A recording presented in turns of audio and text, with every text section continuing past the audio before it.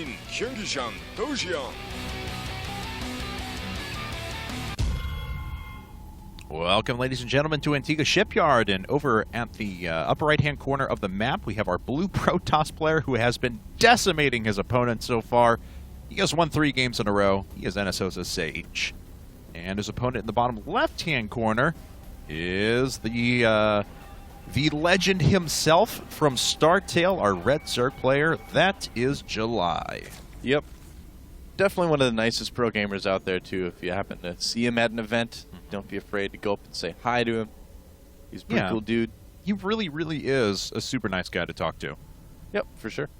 And yeah, so typical pylon placement from Sage. We're going to see their Nexus First or Forge expand from him. And July, definitely the type of player that likes to go for speedling expands, things like that. I haven't really actually seen him do the gasless hatch, 3-hatch build very often lately. So that kind of fits his style, too. He does like to play a little bit more aggressive. He does like to get, his tech going a little bit quicker than most Zergs do. But, he could still try the 3-hatch. He does kind of, he doesn't like to play the standard, but he still throws it out from time to time. So it's kind of a toss-up as far as how we'll see him play this one. Usually we see, or not usually, but he's renowned for muta control is what I guess I should say. Yeah, absolutely. And this map is not as conducive to muta play like that. They can be stopped pretty easily. There's not a lot of, as you can see, that's not a lot of space on the outside here of the map, so very easy for Blink Stalkers, Templar, etc. to still hit units that are flying out here. Yeah, it's definitely not the worst map for muta, but there are better maps out there. It's certainly no Tal'Darim Altar, that's for sure. No, it's no Tal'Darim Altar, it's no Terminus, it's no Atlantis spaceship, so... looks like it is pool first for July, so we may actually see him go for the 3-hatch gasless build here. Could very well be. His opponent is throwing down Nexus first, though. Oh, what did Automaton ever do to you? I don't know, man. He wanted those minerals. That's what it looked like. It doesn't even count as a kill. I am shocked and offended. The memory of Automaton. Why would you never die? There's no honor in killing Automaton 2000. I'm sorry. I guess that's true. I just wanted him to be honored in some way. Oh, gets it. July still gets the hatchery down. That's right.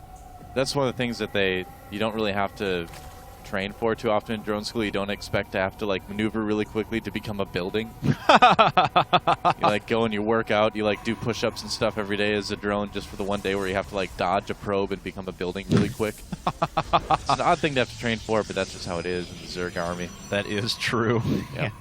We do have Photon Cannon and Gateway coming up now. Gas on the way for July too, so he is not going for that 3-hatch build after all, just getting a little bit quicker hatchery. This is kind of more what we used to see Zergs do quite a bit, maybe about 2 or 3 months ago. Just get the pool first to get that much better of an economy going, and then get the gas shortly afterwards. It is still very July-esque, though. Sure. Seems like something he would do, and he has pretty good vision over what his opponent is doing it's like now. A square thing. Yeah, I know. Cannon is. Because it was just before it had actually finished morphing in. All right, Cybernetics core up at the front as well, and we're just waiting for strategies to fill out now. We'll see how quickly July wants to run into tech or second gas. I'm proud of July, though. Not making a ton of lings. He usually has the tendency to make a few more Zerglings early on than most players do. It kind of hurts his economy a little bit. He really has come a long way as a StarCraft 2 player, though. I remember his first couple seasons, he would just get to 50 drones and then just stop and make units and try to kill someone. Yep. And he's really, really progressed a lot since then. It's kind of cool to see. There's a Roach Warren going down for him now, and speed.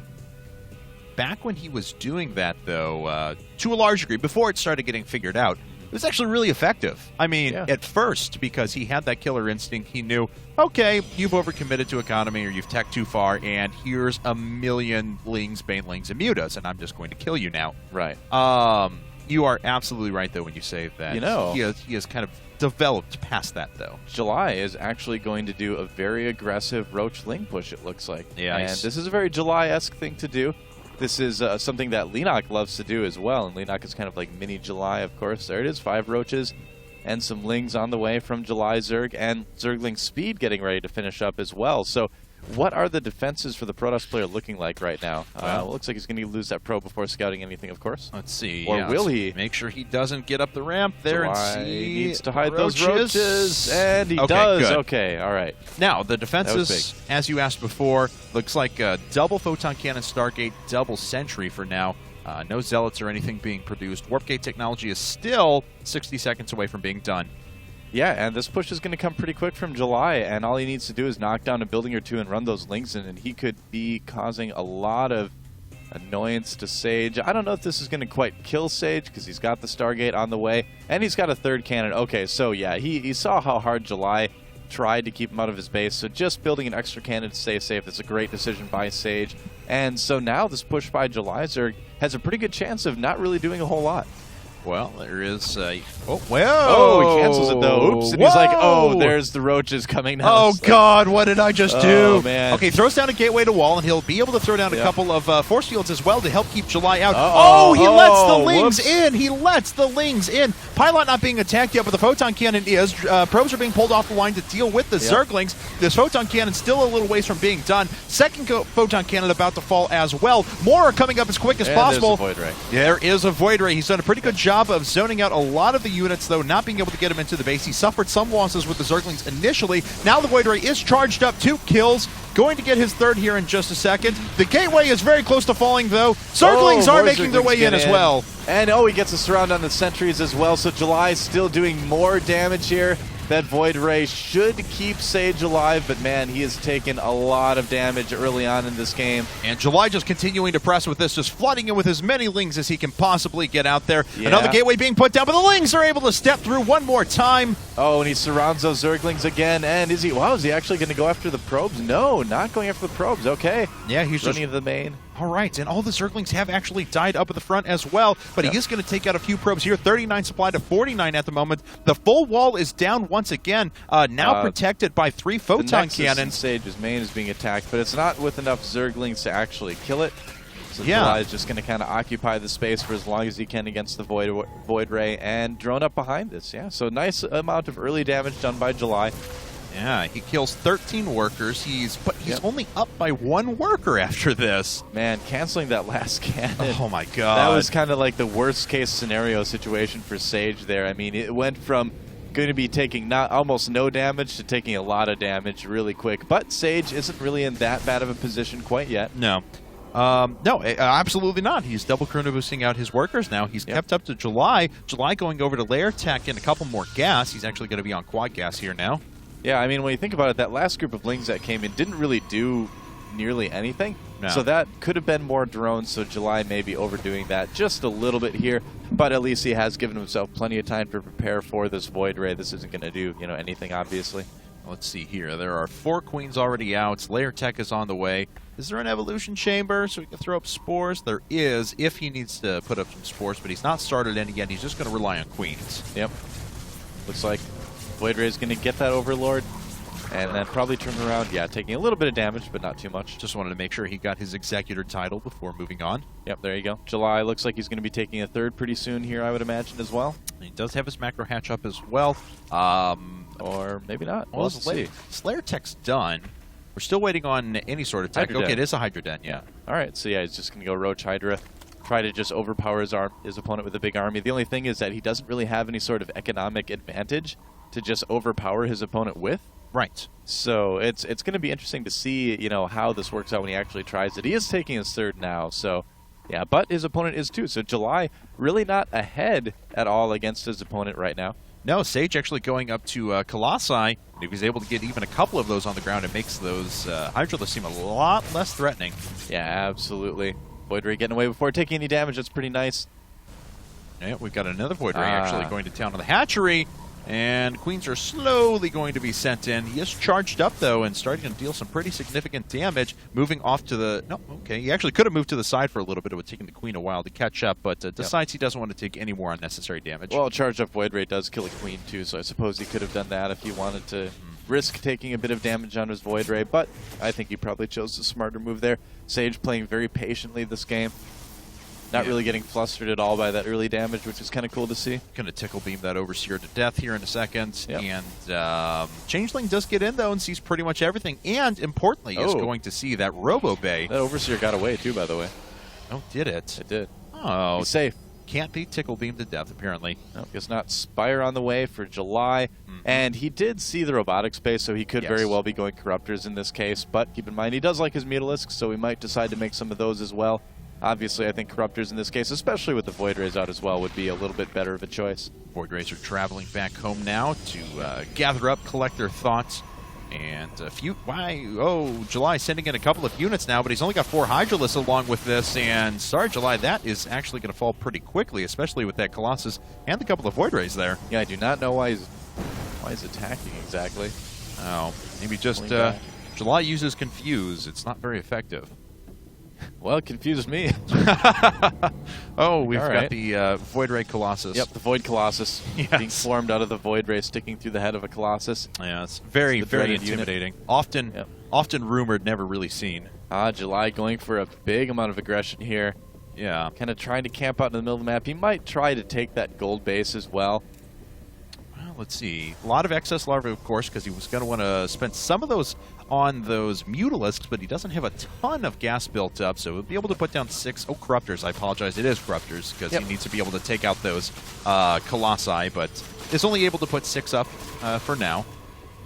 Yeah, but he does have a nice little bit of a supply lead here, so he's not in bad shape. Neither one of these players really in bad shape. I mean, obviously a little bit smaller army for Sage, but he has a great composition. He's got Void Rays, Colossus, he's got a ton of sentries for force fields and things like that.